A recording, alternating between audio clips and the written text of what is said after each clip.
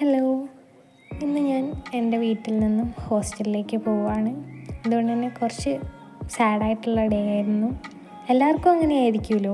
ഹോസ്റ്റലിൽ നിന്ന് പഠിക്കുന്നവർക്കറിയാം, വീട്ടിൽ നിന്ന് പോകുമ്പോൾ കുറച്ച് സാഡായിരിക്കും.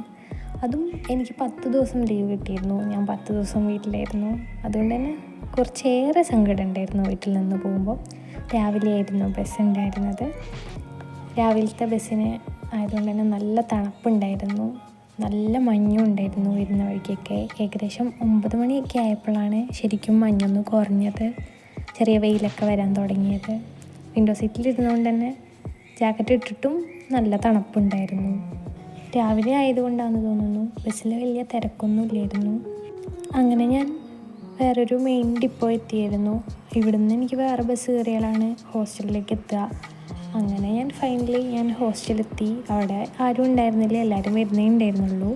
അപ്പോൾ അത്രയേ ഉള്ളൂ. Bye bye.